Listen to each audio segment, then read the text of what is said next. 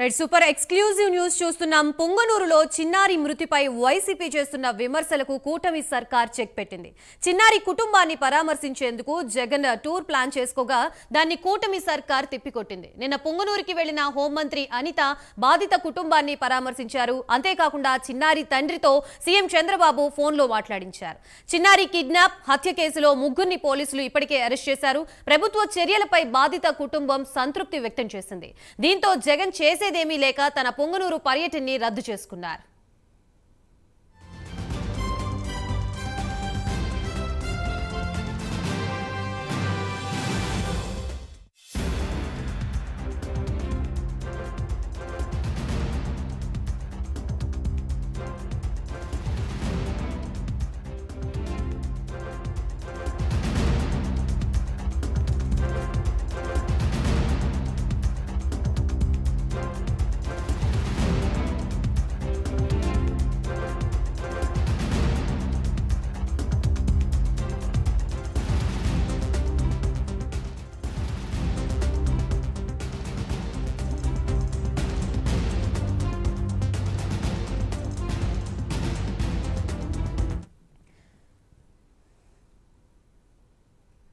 Right super exclusive news చూస్తున్నాం. పొంగనూరులో చిన్నారి మృతిపై వైసీపీ చేస్తున్న విమర్శలకు కూటమి సర్కార్ చెక్ పెట్టింది. చిన్నారి కుటుంబాన్ని పరామర్శించేందుకు జగన్ టూర్ ప్లాన్ చేసుకోగా దాన్ని కూటమి సర్కార్ తిప్పికొట్టింది. నిన్న పొంగనూరుకి వెళ్లిన హోంమంత్రి అనిత బాధిత కుటుంబాన్ని పరామర్శించారు. అంతేకాకుండా చిన్నారి తండ్రితో సీఎం చంద్రబాబుతో ఫోన్లో మాట్లాడించారు. చిన్నారి కిడ్నాప్ హత్య కేసులో ముగ్గురిని పోలీసులు ఇప్పటికే అరెస్ట్ చేశారు. ప్రభుత్వ చర్యలపై బాధిత కుటుంబం సంతృప్తి వ్యక్తం చేసింది. దీంతో జగన్ చేసేదేమీ లేక తన పొంగనూరు పర్యటనని రద్దు చేసుకున్నట్లుగా తెలుస్తోంది. ప్రస్తుతం ఇదే అంశానికి సంబంధించి మనకి పూర్తి అప్డేట్స్ ఇవ్వడానికి మా ప్రతినిధి యశ్వంత్ సిద్ధంగా ఉన్నారు. యశ్వంత్,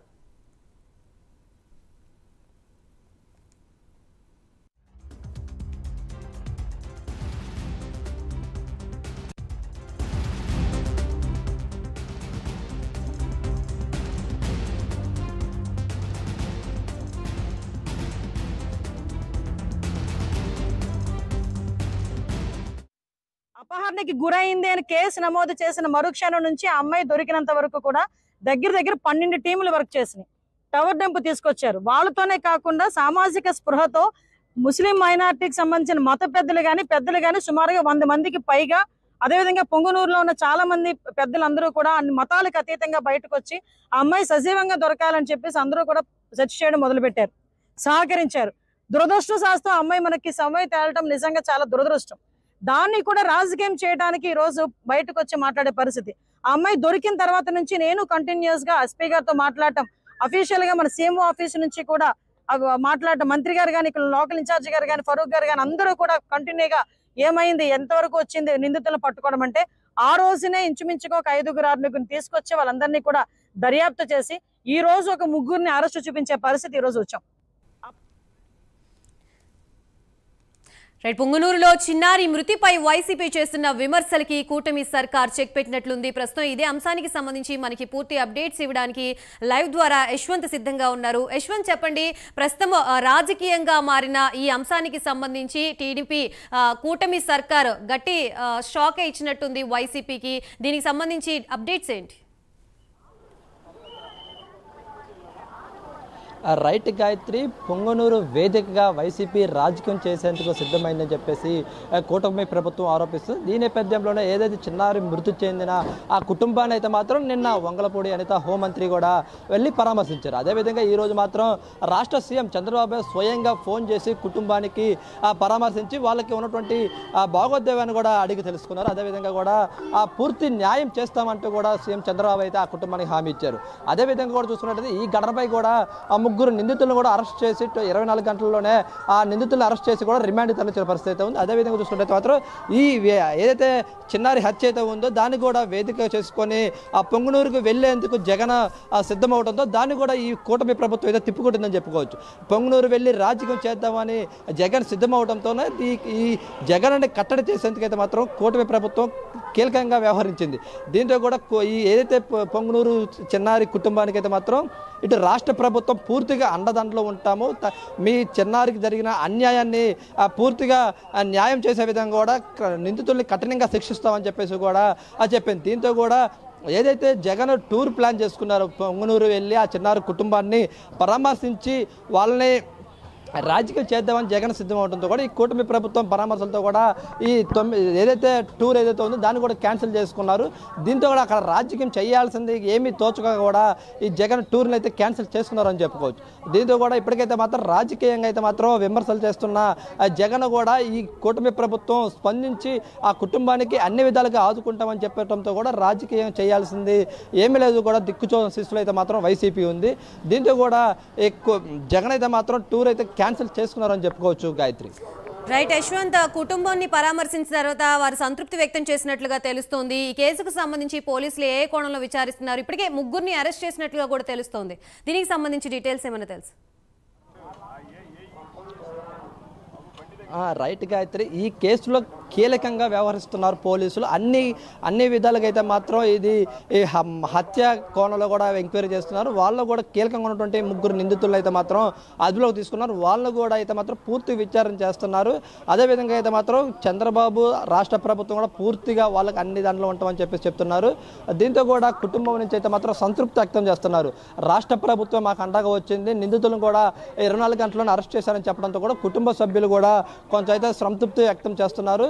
దీంతో కూడా రాష్ట్ర ప్రభుత్వం కూడా డైరెక్ట్గా నిన్న వంగలపూడి అనితనే హోంమంత్రి స్వయాన కుటుంబానికి వెళ్ళి పరామర్శించి వాళ్ళ కుటుంబానికి అన్ని విధాలుగా అండాదండలో ఉంటామని చెప్పడంతో పాటుగా నిన్న సీఎం చంద్రబాబు కూడా స్పందించి ఆ కుటుంబానికి స్వయంగా తల్లిదండ్రులకే ఫోన్ చేసి మాట్లాడటంతో కూడా ఆ కుటుంబం చాలా హర్షంగా వ్యక్తం చేస్తున్నారు. దాంతోపాటు పొంగనూరులో రాజకీయ వేదిక తెరలేపాలని చూసినటువంటి ఆ జగన్ కూడా ఏమీ చేసేదేమీ లేక కూడా జస్ట్ ఓన్లీ విమర్శలకే తీస్తున్నారు. ఆ విమర్శలు కూడా చేసే విధంగా కూడా లేకుండా ఉండడంతో కూడా అక్కడికి వెళ్ళి టూర్ను కూడా క్యాన్సిల్ చేసుకున్నారని చెప్పుకోవచ్చు. Gayatri right, thank you Yashwant.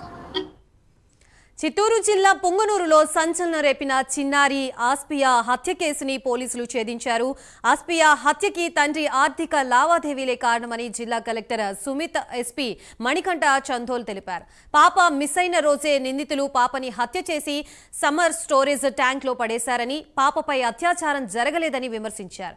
చిన్నారి తండ్రి వద్ద దాదాపు 3,50,000 రూపాయలు వడ్డీకి తీసుకున్న ఓ మహిళ ఈ ఘాతుకానికి పాల్పడిందని చెప్పారు. ప్రస్తుతం 3 నిందితుల్ని అదుపులోకి తీసుకున్నామని, ఇంకా మరికొన్ని కోణాల్లో ఈ కేసుని దర్యాప్తు చేస్తున్నామని ఎస్పీ మణికంఠ చందోల్ తెలిపారు.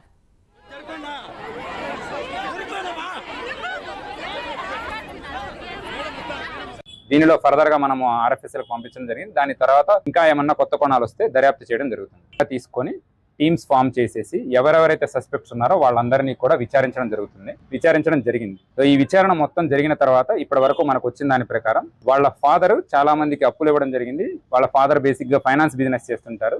రీసెంట్ గా ఒక ఇల్లు కట్టుకోవడానికి కూడా తను కొంత అప్పులు చేయడం జరిగింది. పాత వాళ్ళు ఎవరైతే అప్పులు తీసుకున్నారో వాటి సకాలంలో చెల్లించకపోవడంతో తను కొంచెము స్ట్రాంగ్ లాంగ్వేజ్ వాడడము, అలానే వాళ్ళని తిట్టడము, బెదిరించడము, సివిల్ కోర్టుకు వెళ్తామని స్ట్రెస్ చేయడము జరుగుతుంది. దీనిలో వాళ్ళ ఫాదర్ దగ్గర నుంచి సుమారుగా 3.5 lakhs తీసుకున్న ఒక లేడీ ఇది మొత్తం చేసిందని మనకు ప్రాథమికంగా రుజువు అవుతుంది. వాళ్ళ ఇల్లు కూడా సుమారుగా అక్కడికి 100 మీటర్ల దూరంలోనే ఉండడం జరిగింది. ఆ రోజు జరిగిన మనకి నివేదిక ప్రకారం 7 గంటల నుంచి 7:30 మధ్యలో ఈ ఇద్దరు ఆడుకుంటున్నప్పుడు బుర్కా వేసుకొని ఆ లేడీ వచ్చి ఈ పాపతో మాట్లాడి ఆవిడతో పాటు తీసుకొని మరొక కుర్రాడు, అతను మైనర్ 17 years, ఆ లేడీకి రిలేటివ్ అవుతాడు. సో వరుసకి తమ్ముడు అని మాట్లాడతారు. సో ఆ బాబుతో పాటు తీసుకొని వాళ్ళ అమ్మగారిల్లు, అక్కడి నుంచి 1.5 kilometers డిస్టెన్స్ ఉంటుంది, వాళ్ళ అమ్మగారింటికి తీసుకెళ్ళడం జరిగింది. ఎవరైతే మైనర్ ఉన్నాడో తనకి చెప్పేసేసి అక్కడి నుంచి బైక్లో పాపని మధ్యలో పెట్టేసుకొని సమ్మర్ వాటర్ స్టోరేజ్ ట్యాంక్ పైకి బైక్తో వెళ్ళి అక్కడి నుంచి కొన్ని స్టెప్స్ దిగి రాళ్ళంతా ఉంటే అక్కడ దిగేసి ఒకళ్ళు చేతులు ఒకళ్ళు కాళ్ళు పట్టుకొని పాపని విసిరేయడం జరిగింది. దీనిలో ఫర్దర్ గా మనము ఆర్ఎఫ్ఎస్ఎల్కి పంపించడం జరిగింది. దాని తర్వాత ఇంకా ఏమన్నా కొత్త కోణాలు వస్తే దర్యాప్తు చేయడం జరుగుతుంది. తీసుకొని టీమ్స్ ఫామ్ చేసేసి ఎవరెవరైతే సస్పెక్ట్స్ ఉన్నారో వాళ్ళందరినీ కూడా విచారించడం జరిగింది. సో ఈ విచారణ మొత్తం జరిగిన తర్వాత ఇప్పటి వరకు మనకు వచ్చిన దాని ప్రకారం వాళ్ళ ఫాదర్ చాలా మందికి అప్పులు ఇవ్వడం జరిగింది. వాళ్ళ ఫాదర్ బేసిక్ గా ఫైనాన్స్ బిజినెస్ చేస్తుంటారు. రీసెంట్ గా ఒక ఇల్లు కట్టుకోవడానికి కూడా తను కొంత అప్పులు చేయడం జరిగింది. పాత వాళ్ళు ఎవరైతే అప్పులు తీసుకున్నారో